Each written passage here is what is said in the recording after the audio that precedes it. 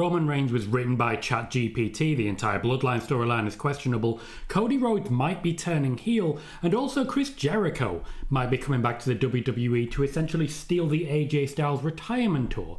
This is a spoiler warning podcast and we've got a lot to talk about today. AI in WWE writing has been there for years, so we're going to do a bit of a deep dive on that. We've also got the return of the wrestling receipt, where we look at false WWE reports and rumours that really did make the round, sometimes out of pure bad luck and sometimes out of pure nefariousness. We're also going to look at that Chris Jericho potential return and a little bit on Cody Rhodes. But I want to start with the AI element, because this is something that seemed of a lot of interest to the community when we were talking about it during Friday's show.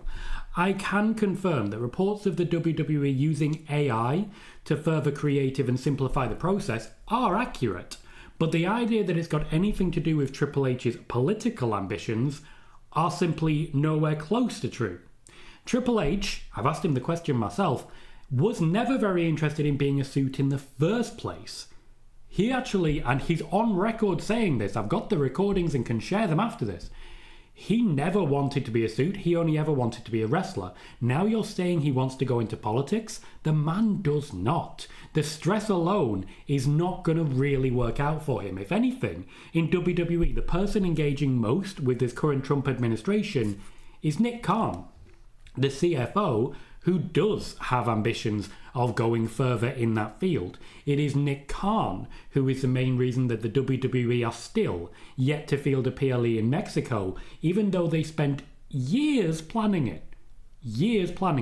But that money would have gone to the economy in Mexico. Donald Trump, not necessarily a fan of spreading that love in the same way.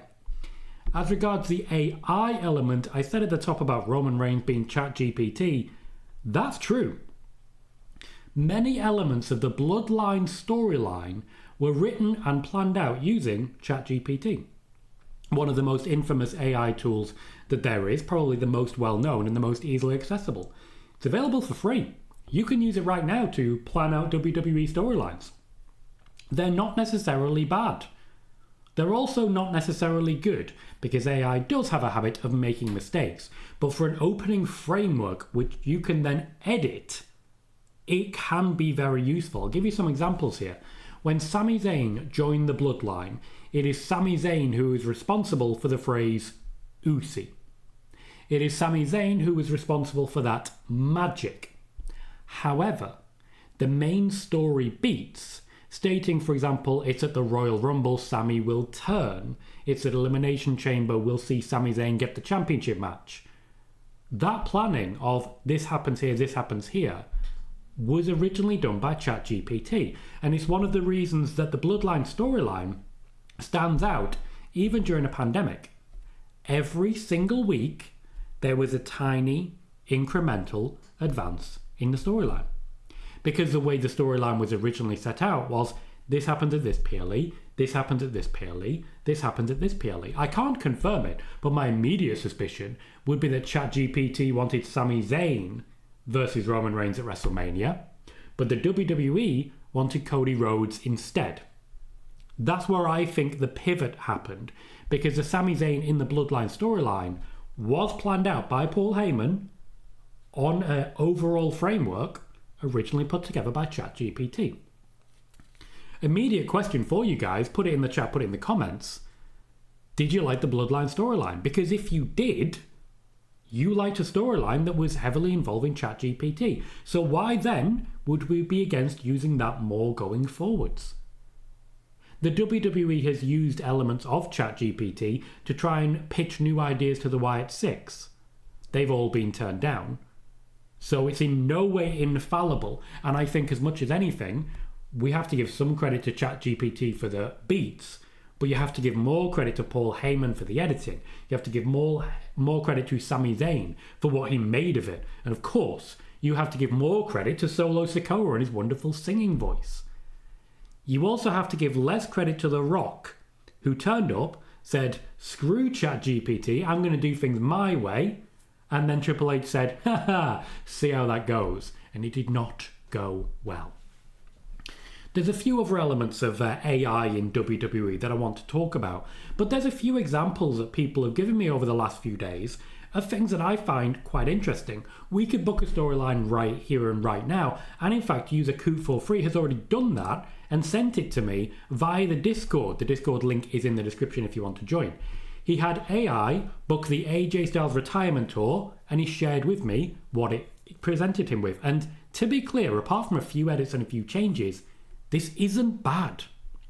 It states that the theme is one more match. The goal is give AJ his dream run, not chasing titles, but cementing his legacy by facing every era's best. This kind of sounds like what's just happened with John Cena, doesn't it? Phase 1, the announcement during Royal Rumble season. For the Royal Rumble 2026, Styles enters at number 10, lasts over 30 minutes before being eliminated by LA Knight. There's a post-match promo in which he says, this would happen on Raw I'd imagine, I've had a hell of a run but every story has an ending. 2026 is my last year, so let's make it phenomenal. You can hear him saying that. One of the reasons I say this is because AJ Styles, Drew McIntyre, plenty of people have said, in fact Baron Corbin, I remember, has said to John Cena the exact phrase, your time is up, my time is now. Almost sounds like AI. Phase 2, the Farewell Challenge Series in February to June 2026. Each PLE, AJ challenges someone tied to his legacy. For Elimination Chamber in Australia, apparently, it's in Chicago, but we are where we are, AJ Styles versus Finn Balor for the Bullet Club battle. Now this is where AI does get it wrong. I've mentioned there about it saying Australia. Finn taunts him, you may have started Bullet Club, but I perfected it. Naturally, it is actually Finn who started Bullet Club, so you can see where they go wrong there. AJ wins clean. It even knows the phrase clean, a win clean. Mutual respect handshake after. For WrestleMania 32, it's AJ versus LA Knight. Knight mocks AJ for being washed up. AJ wins after a clinic and says this ain't the end yet. Backlash, which AI has decided is in Puerto Rico. AJ versus Randy Orton. Two veterans, one last dance. It says they've never had a definitive end to their rivalry. AJ wins, Orton hugs him, raises his hand. It's not wrong there. King and Queen of the Ring, apparently taking place in the UK. I would not complain. AJ Styles versus Gunter for the final test. Gunter calls him the past. They have a brutal, hard-hitting bout. AJ Styles can go strong style. I didn't realise I needed this match until AI told me it did. AJ loses, giving the crowd an opportunity to give him a standing ovation. He teases that maybe this is the last time you see me in Europe. We then enter Phase 3, Summer 2026. WWE books him on a World Phenomenal Tour with stops in Japan, Mexico and the United States South. Money in the Bank in Japan is AJ Styles versus Shinsuke Nakamura, allowing AJ to win clean in a match that goes strong style. SummerSlam is AJ Styles versus Cody Rhodes, titled as Legacy versus Legacy. Cody is saying, you built TNA, I rebuilt WWE. That's AI saying that. I think that's a promo that actually kind of works. AJ wins and thanks the crowd, saying from Gainesville to WrestleMania, you've made me phenomenal. The final chapter is where it all starts to fall apart, just to be clear. Fall to WrestleMania 43. Survivor Series 2026 is apparently going to be, and this is so confusing, AJ Styles leading a team including Randy Orton, John Cena, who will have already retired by this point, Dolph Ziggler, and Shelton Benjamin. Again, this is where it's all falling apart. Against a next generation, which is Austin Theory, Carmelo Hayes, Bron Breakker, Grayson Waller, and Trick Williams. One of those names is not like the others. Styles pins Theory to end it. WrestleMania 43 features AJ Styles versus Seth Rollins. Seth tells him, you're the best in the world before I ever stepped into the ring. Let me be your final dance partner. After 30 minutes, AJ loses and Rollins raises his hand. Now, let me know what you like and don't like. Thank you, Coot, for sending that over. I genuinely think there's a lot there to like. It does need editing. That Survivor Series match is absolutely ridiculous and is absolutely not going to happen. They don't know who Finn Balor is, apparently. But if that happened, I'd be thrilled. Those are some great matches, most of whom, with the exception of maybe Cody, won't have championships at the time, so won't necessarily be involved. We even could have AJ Styles versus Seth Rollins despite the injury. So this is a moment in which AI has planned an AJ Styles retirement tour, and it doesn't suck. You can see, just reading that, how the Bloodline have been written in a certain way. The story beats each year, and then incrementally they fill in the gaps with a little tiny moment of tension, with Jey Uso, instead of turning heel, accidentally spearing Roman through a table, with Bronson Reed joining the Vision, with Austin Theory eventually joining the Vision, with Becky Lynch getting involved with CM Punk. You can see moments where it does suggest that the WWE are using AI, and it's not the worst thing in the world. There's a lot, I feel, that generative AI can do for us. Generative AI has helped me with planning out this podcast. It helped me last week as well, and it's helped me with a new strategy for the YouTube channel, which is now working. That said, generative AI also is a huge risk to the planet. It takes a huge amount of energy and produces a massive amount of greenhouse gas. It also does have the risk of taking people's jobs away. So, as we discussed during Friday, I'm interested to hear your opinions. I canvassed 4 opinions using the community page. Before each podcast recording on the Sunday, I send out a message essentially asking for opinions. Leon says, as a current graphic design student, I miss when AI stood for Adobe Illustrator. The question asks, what are your thoughts on WWE using AI to write creative? Juan says, kind of ridiculous since AI won't always be up to date, which I feel we have just proved. Paul says, if it enhances the current product, e.g. video, promos, speeding up conclusions for a storyline, etc., I'm okay with it, but you have to correctly steady it first, which is absolutely true. Any AI needs to be trained. It needs to be shown what WWE storylines look like. Not only that, but it needs to be shown what fans are looking for. Because let's be honest, if I told you that AI was used to canvass all of the opinions of fans on Twitter, on Facebook, on Instagram, on everything, in order to determine that the best way to rescue the Roman Reigns character was to have him sit next to Paul Heyman, thus beginning the Bloodline 5 years ago, how do you question that? Because that is exactly what the internet was telling the WWE that it should have done the entire time. The entire time. One of the only WWE videos hit 1 million views on YouTube over the last few days is the full match between Cody Rhodes and Drew McIntyre, in which Cody Rhodes was disqualified for being a bit too hardcore. Let's talk about why that was. The first thing we need to discuss is Jacob Fatu. Now, Jacob Fatu was going to be joining the Bloodline. He was going to be wrestling in War Games for Roman Reigns' side. So he's been taken out of that equation by injury. Seth Rollins has been taken out of that equation by injury, and that's why Wyatt Six and MFT might get the War Games match after all. It might end up being a 4v4, depending on Uncle Howdy, who might not be available due to absence and injury. So there's a lot at play on this one. Jacob Fatu was going to be wrestling Drew McIntyre in a one-on-one match. It was not expected to be a number 1 contenders match. But as the news got out that Jacob Fatu was injured, the WWE felt the need to give the fans something extra, something above and beyond what they'd promised, so that nobody felt cheapened or shortchanged. This is something pretty standard in WWE programming. It's why, when we were expected to, way back when, get the Shield reuniting against The Bar, Miz and the Miztourage in a TLC match, we ended up with Kurt Angle coming out of retirement and just being a member of the Shield. Having the time of his goddamn life. Kurt Angle. We also were supposed to see Finn Balor as the Demon versus Bray Wyatt as Sister Abigail. When that didn't happen, due to immunocompromisation on the case of Roman and of Bray Wyatt, What we had instead was the first WWE match between Finn Balor and AJ Styles. This is WWE trying to give fans more. And it's also one of the reasons I don't fully believe Cody Rhodes turned heel.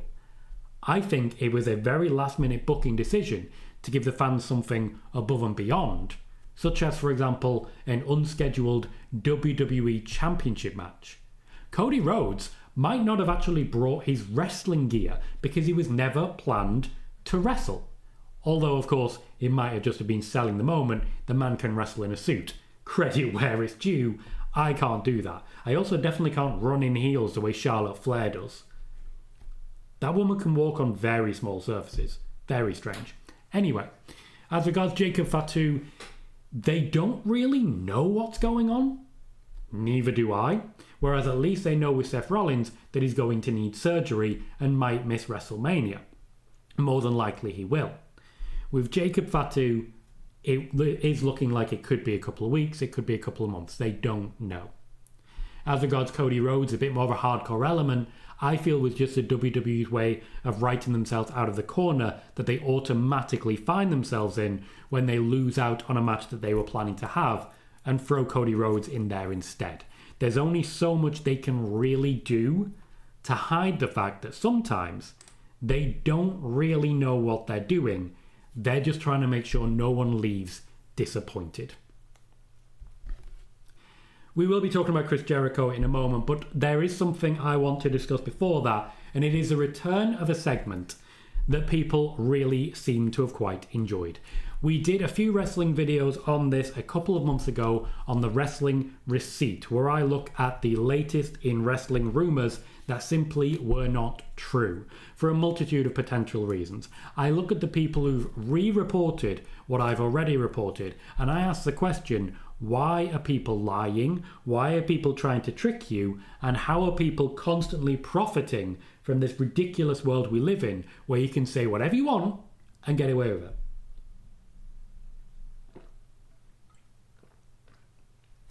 So there's a few things we're going to immediately start discussing.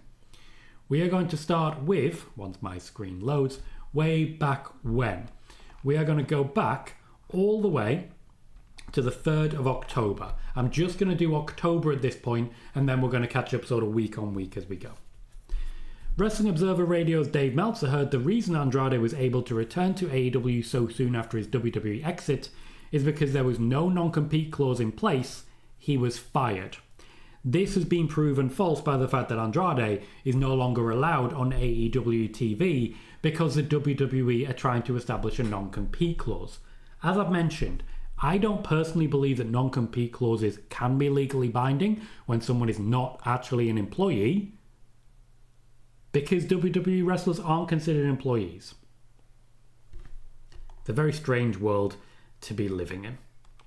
Fightful mentioned Dakota Kai recently had new gear made for her return to pro wrestling. Several weeks later, I'm still waiting. Now this one could absolutely be true. I just want to say that I'm still waiting because I'm a fan of Dakota Kai. I'd like her to get back to wrestling. I'd like to see her wrestle. AEW is far from a bad spot for her to do so. And I'd just like to see her a bit more involved. From October 4th, according to Fightful Select, Bronson Reed re-signed with WWE quite a long time ago in a multi-year contract. Yeah, before he went out injured. Bear with. Before he went out injured, he had signed that deal. So it's not exactly a up-to-date report when it's over a year old.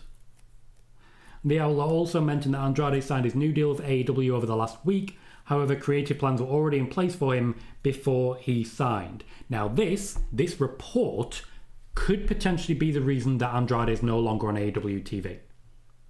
I don't doubt that this report is accurate. However, I question the choice to report it. Because if creative plans were already in place and they were making decisions for Andrade before he joined, there could be an accusation of contract tampering. If he signed a new deal during a non-compete, then WWE could potentially argue he's in breach of contract.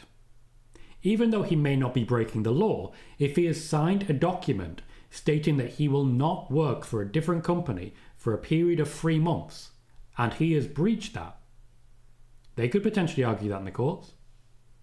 Plus, we know full well that slap suits, where WWE, Donald Trump, big companies in the US essentially threaten lawsuits to make people back down because the actual legal bills would be too much to be able to afford, so you can't fight it, are a real and genuine thing. So Andrade, it may have been because of reports like this, was suddenly very exposed and very unavailable. Very unavailable indeed.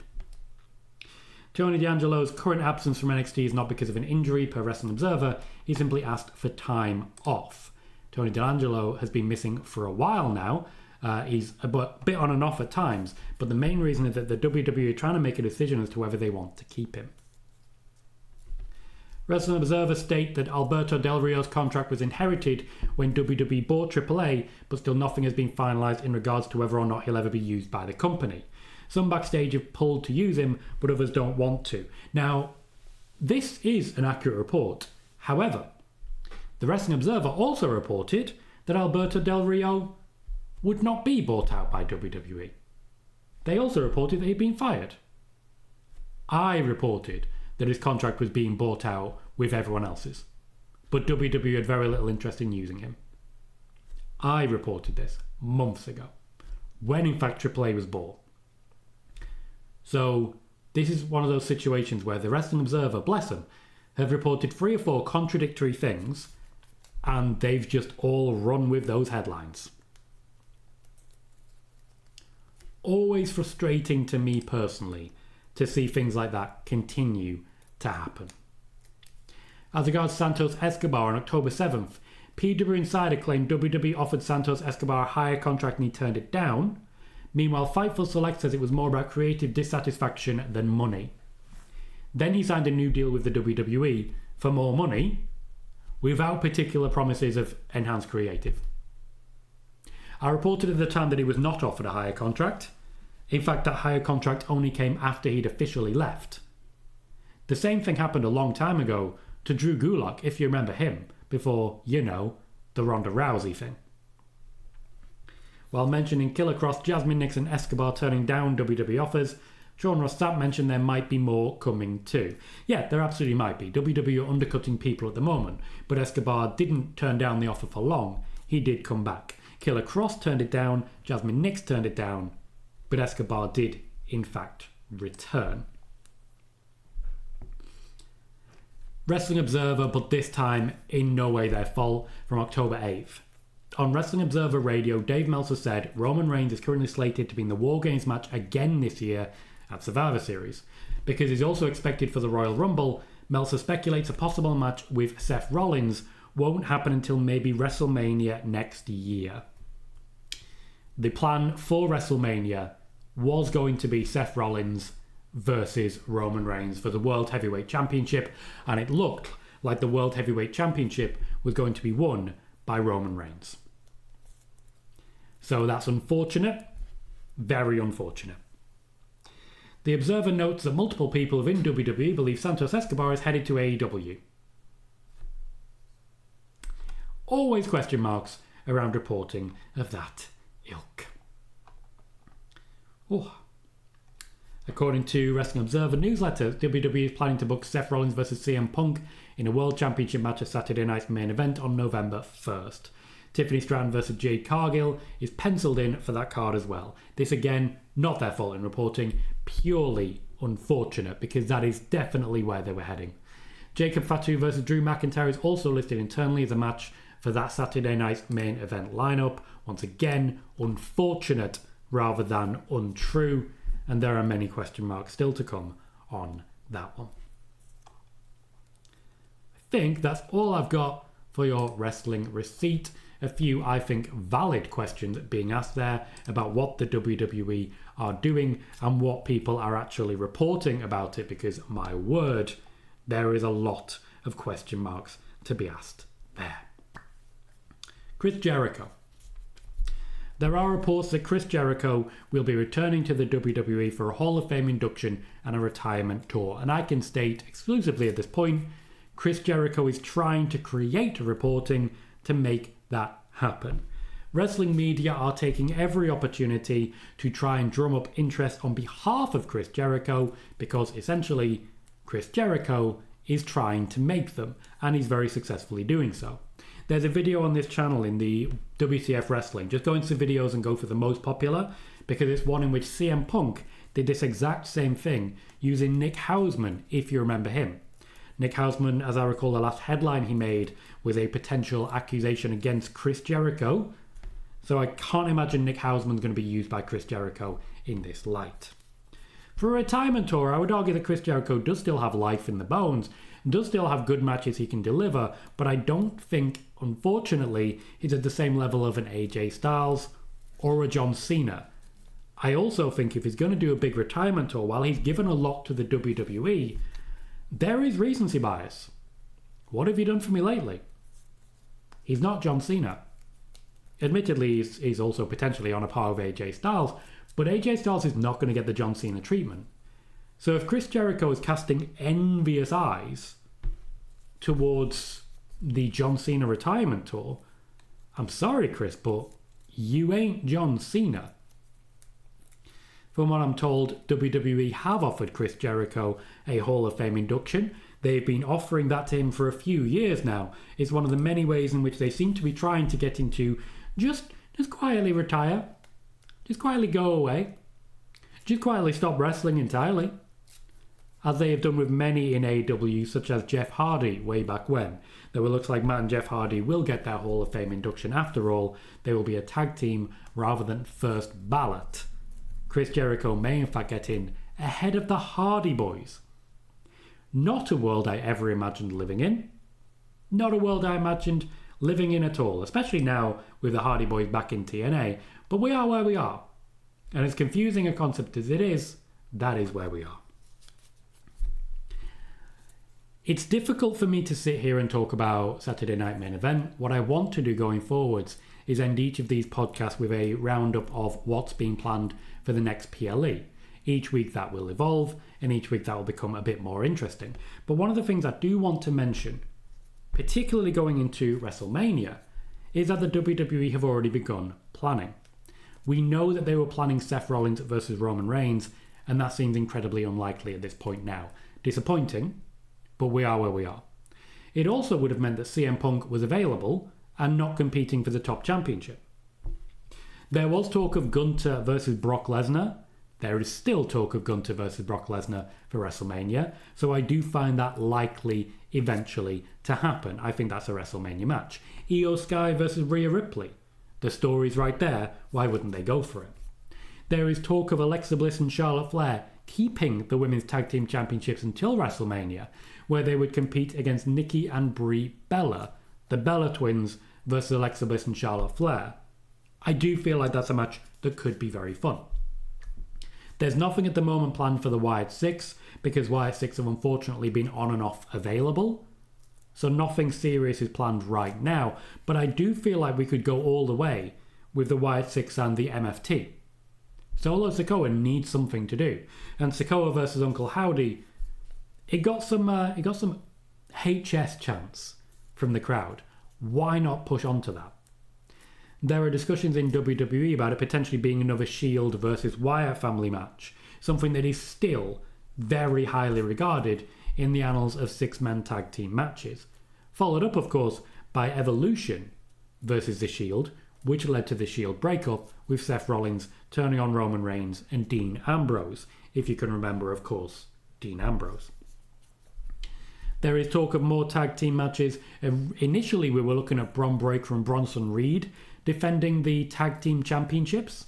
There was a number of possibilities. I'd be looking towards the Viking Raiders myself. I just think that's one of the beefiest matches you could possibly get. But they would have needed to win and Seth Rollins lose, knowing that the follow-up that was planned was Bron Breakker, as we recently saw, spearing Seth Rollins, walking away with the World Heavyweight Championship, and basically just screwing the vision in every possible way.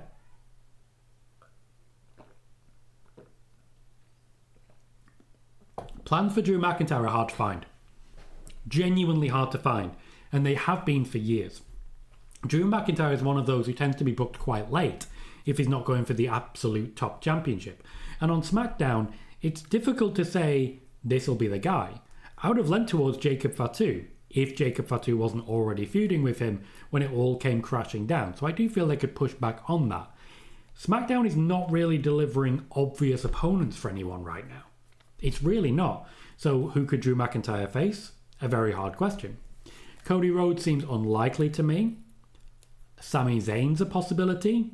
I mean, now that we've got Ilya Dragunov as the United States champion, Drew McIntyre versus Ilya Dragunov could be an incredibly good match. So I'm there for that. But as regards the other options, I want to briefly talk about Cody Rhodes. The Cody Rhodes options were few and far between. A lot of attention seemed to be going into Monday Night Raw, and there was talk potentially of the rematch between John Cena and Cody Rhodes going into WrestleMania, but John Cena has not been convinced to extend his contract. I'm leaning towards Dominic Mysterio. Personally, I'm leaning towards Dominic Mysterio winning the Royal Rumble and competing against Cody Rhodes at WrestleMania. This leaves an Intercontinental Championship feud available. This leaves the Women's Championship feuds available. I personally am going with Tiffany Stratton versus Bianca Belair on the SmackDown side. On the Raw side, I have Becky Lynch competing and challenging Stephanie Vaquer for the Women's Championship. Those are my ideas so far. That's what I think the WWE are going for. That's what I'm hearing. I'm excited about that. WrestleMania was not good this year, particularly the main event, which was John Cena versus Cody Rhodes. Cody Rhodes looks set to main event next year, and in fact the year after. The era of Roman Reigns main eventing is over. The idea seemed to be with Seth versus Roman for night 1, and then Cody Rhodes versus his competitor for night 2. Sami Zayn's an option still. If anything, I think Sami Zayn is more and more likely to be competing at that level, to be competing for the WWE Championship, but I feel like that constitutes a Cody heel turn, which after all, they were at least suggesting this week on SmackDown. So I'm not entirely sure as regards Cody, but I do feel like Bianca Belair versus Tiffany Stratton and Becky Lynch versus Stephanie Vaquer make for very obvious, easy and effective choices. This has been the Spoiler Warning podcast. If you are watching this during the premiere, by all means say hi. I'll be in the chat trying to say hi to you right back. We got a lot of turnout last week, and that was fantastic. Really did help launch this podcast in style.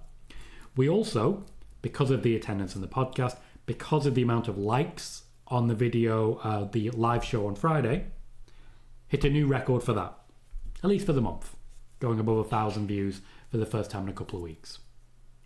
What can I say? I'm in a good spot. I'm very happy, and I'm very grateful to all of you. So if you can make sure you've hit like, comment if you haven't, leave a comment after the fact. I appreciate you being here, boosting that chat rate. I appreciate you being here, watching after the fact. I appreciate you checking out the Spoiler Warning podcast. I've been Tom Collique, you've been fantastic, and I'll see you all very soon.